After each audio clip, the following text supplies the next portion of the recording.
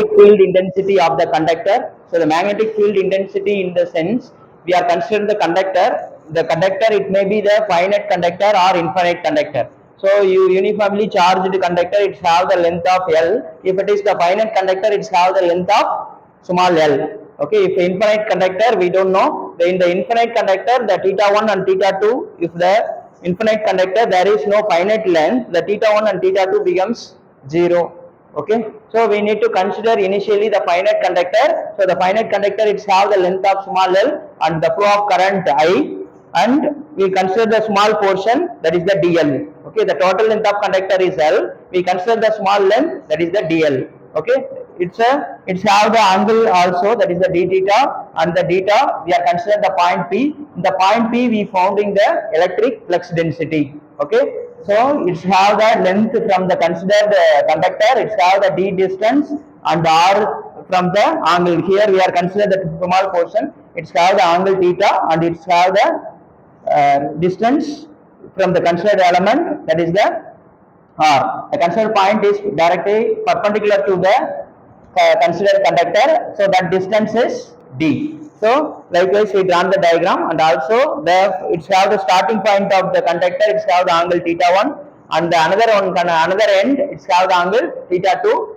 from the considered point p. Okay, so according to the from the Biot-Savart law, we know the magnetic flux density dB, it should be equal to mu naught into ideal. Here the ideal is the current element that we directly obtained from the Biot-Savart law. The first expression we taken directly from the Biot-Savart law. So mu naught into ideal into sin theta divided by 4 pi r square, that is the equation 1, that is we taken from the Biot-Savart law. Okay, that is why in the Biot-Savart law also we consider the same expression like that, same diagram. So here the r d theta, it should be equal to dl sin theta. So the r into d theta, that is r d theta, it should be equal to dl sin theta. Okay, that expression we obtained from the diagram. So the r d theta, it should be equal to dl sin theta. In the first expression we have dl sin theta, so you can replace dl sin theta into r d theta, so that we are replaced. So the r and the r square, it is getting cancelled. So the remaining expression mu naught into I d theta divided by 4 pi r alone it will come. We have the another one relationship, we can consider this triangle alone. Okay,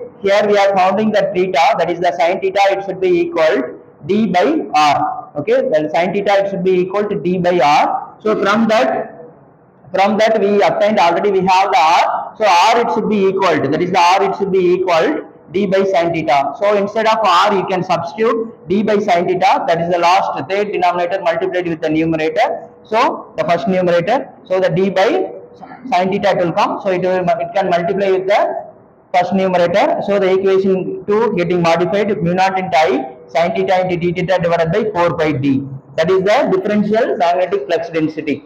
Okay, so we need to obtain B, that is the total magnetic flux density. B, it should be equal, it's have the finite conductor, it's have the angle theta 1 to theta 2, so the theta 1 pi minus theta 2. Okay, why we are substituting the theta 1 directly, we have substituted theta 1, but theta 2, that is the total length, the total conductor, it's have the angle of 180, that is why pi minus theta 2. Okay, the pi minus theta 2 into here dB. Okay, the same expression we can substitute here. So here it is the constant term, that is the mu naught I divided by 4 pi d, that is the constant that we are commonly taken outside. So the remaining term, the integral of theta 1 to pi minus theta 2 into sin theta. So the sin theta, if you are integrating the sin theta, you know the expression sin theta while you are making the integration, like minus cos theta. So upper limit minus lower limit, you can substitute it.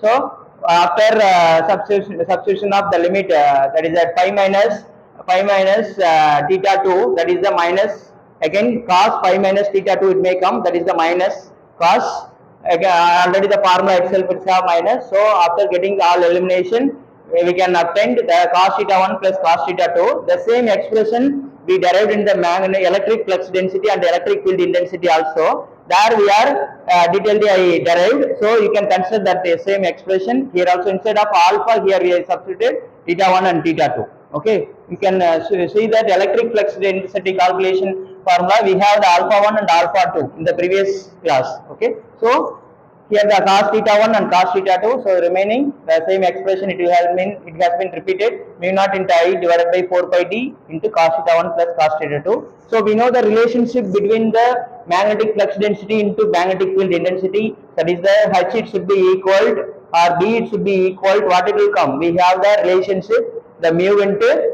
so mu and mu, H it should be equal to mu into D. Sorry, D it should be equal to mu into H. So according to that relationship, we can find the magnetic field intensity also from this expression. So the mu naught alone it may getting cancelled. So I divided by 4 pi d into cos theta 1 plus cos theta 2. So that is the total electric flux density, sorry, magnetic flux density and the magnetic field intensity we obtained in the finite conductor. Okay. Similarly, if the infinite conductor means the alpha theta 1 and theta 2 it is 0. That is the infinite conductor. Why it is theta 1 and theta 2 it is 0? Because we don't know this. Now we are considered the L is the total length, but we don't know the total length. If we are considered the infinite length of conductor, there is no angle. We can substitute. We can find the theta 1 as well as theta 2. So the infinite conductor it doesn't have any angle. So if you are substituted the infinite conductor theta 1 and theta 2 is both are getting 0 because of the infinite conductor. So in this previous expression that is the actually the finite conductor. Okay, that is why here we are having the angle. So if the angle is 0, what it will come? We can substitute cos 0 value is getting 1. Okay, cos 0 1, here also 0 1. So here the 2 it may come. So the 2 and 4 pi it may getting cancelled and the resultant value of total magnetic flux density it should be equal mu naught into I divided by 2 pi d. Similarly, magnetic field intensity H it should be equal to I divided by 2 pi d. The mu alone it may getting cancelled. That is the total electric field intensity and the total electric flux density, total magnetic flux density and the magnetic field intensity of infinite conductor. This is for the finite conductor.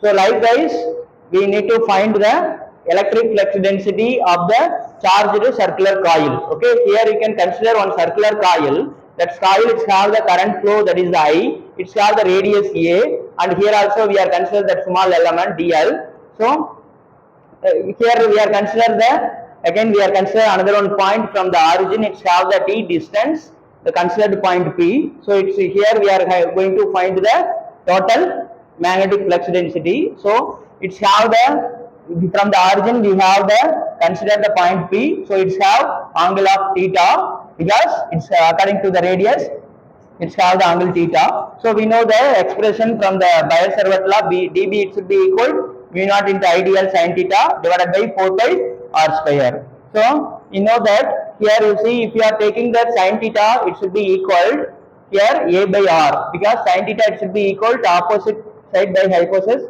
So what it will come, the a by r, sin theta it should be equal to a by r. Here the instead of sin theta you can replace a by r. So here already the a, here already the r square it is there. So mu naught ideal a divided by 4 by r cube it will come. Okay, so that is the differential magnetic flux density at the point P.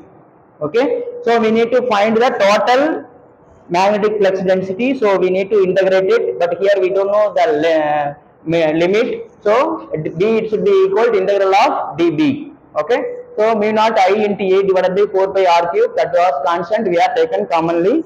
Then remaining term only the dl, that is only the differential term. So we need to make the integration of that length alone. So remaining, so while we are making the line integral, here the actual line integral of the circular coil. So what it will come, 2 pi a, 2 pi r it will come, but here radius is a. So 2 pi a. So if you are substituting after the integration, you can 2 pi a we are obtained. There is no limit, so no need to apply the any limit. So 2 pi a. So here it is the 4 pi. So 2 pi and 4 pi it may getting cancelled. So remaining term as it is mu naught into ia. Here the a. So the mu naught into I into a square divided by 2 r cube. Okay.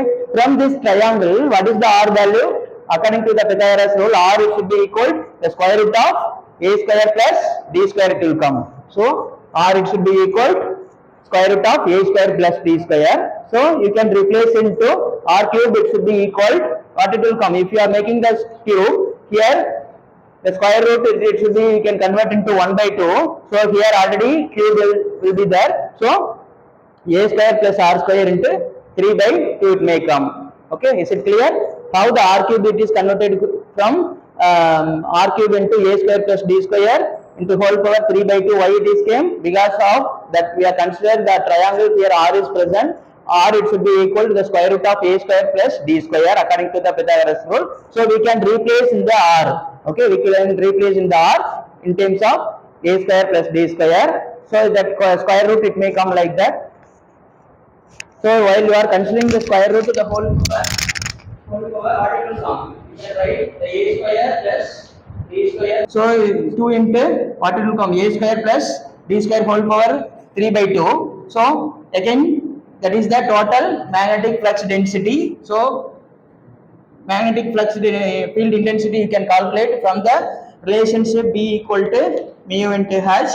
From this relationship you can easily obtain mu it should be H it should be equal I into a square divided by 2 pi a square plus d square whole power 3 by 2. Okay, so what it will come if it is the distance is 0. So the concern point is how the distance d. If it is distance is 0, your db will come in the origin. Okay, if db it will become here. So if the distance is 0, only we can consider a. So what it will come if it is 0, here you can substitute the 0, then what it will come?